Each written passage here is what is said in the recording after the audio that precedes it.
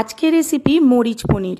এই মরিচ পনির রেসিপিটা আপনারা যদি আগের দিন রাত্রে ম্যারিনেশন করে রাখতে পারেন তাহলে এটা তৈরি হয়ে যাবে কিন্তু খুবই কম সময়ে, খুবই চটজলদি একটা রেসিপি। এর জন্য এখানে আদা, কাঁচা লঙ্কা, পোস্ত, চারমগজ আর কাজুর একটা পেস্ট তৈরি করে নিয়েছি। এটা কিন্তু মশলাই লাগবে। অন্যদিকে পনির টুকরো করে কেটে সেটাকে একটা পাত্রে রেখেছি।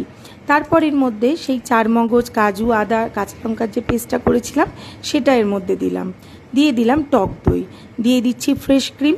এই সমস্তটাই কিন্তু পনিরের মধ্যে যাবে। আর পনিরগুলো কিন্তু একটু হলেও ভেঙে যেতে পারে যদি খুব নরম পনির হয়, কিন্তু টেস্টের কিন্তু একদমই হেরফের হবে না। যেহেতু এটা মরিচ পনির তাই গোলমরিচের গুঁড়ো আর গরম মশলার গুঁড়ো দিতেই হবে। দিয়ে দিয়েছিলাম একসঙ্গে স্বাদ অনুসারে লবণ আর চিনি। দিয়ে দিচ্ছি কসুরি মেথি, আর এখানে সাদা তেল গরম করে এর ওপরে দিয়ে দিচ্ছি। তারপরে সমস্তটা চামচ দিয়ে এইভাবে মেখে নেব, পনিরের মধ্যে যাতে সমস্ত মশলাটা ভালোভাবে মিশে যেতে পারে। আপনারা ম্যারিনেশনটা যখন করবেন তখন কিন্তু একটু খেয়াল রাখবেন, কারণ মশলাগুলো যেন সবটাই ভালো করে মিশে যায়। তারপর কিছুক্ষণ রেখে রান্নাটা করবেন। তারপর আপনারা চাইলে, আমি একটু ঘিতে রান্নাটা করেছি, আপনারা চাইলে পুরো রান্নাটাই সাদা তেলেও করতে পারেন, কোনো অসুবিধা নেই।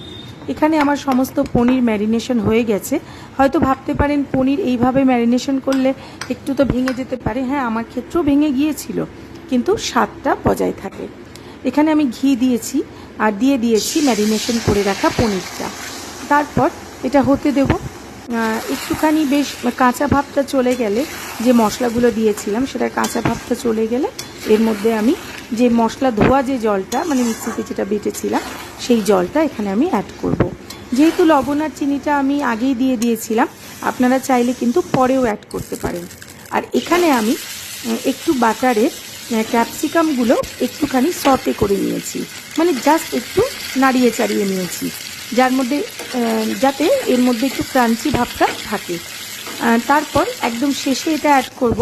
পনিরের সাথে এই ক্যাপসিকাম কিন্তু দারুণ যায়, তাই এইভাবে ক্যাপসিকামটা একদম শেষে দিয়ে এরপর এর মধ্যে আরও একটুখানি গোলমরিচের গুঁড়ো, কাঁচা লঙ্কা আর দিয়ে দেব আরও একটু কসুরি মেথি।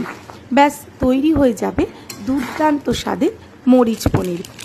বাড়িতে অবশ্যই ট্রাই করবেন। হাতে কম সময় থাকলে ওই যে বললাম, আগের দিন ম্যারিনেশন করে রাখলে রান্নাটা করতে জাস্ট 5 মিনিট লাগবে। ভালো থাকবেন সবাই, দেখা হচ্ছে নেক্সট ভিডিওতে। ততক্ষণ পর্যন্ত টাটা। আর অবশ্যই হ্যাঁ, একটা কথা বলতে ভুলে যাচ্ছি, ভিডিওটা যদি ভালো লাগে তাহলে অবশ্যই চ্যানেলটিকে ফলো, লাইক ও শেয়ার করে দেওয়ার অনুরোধ রইল। ভালো থাকবেন সবাই, নমস্কার।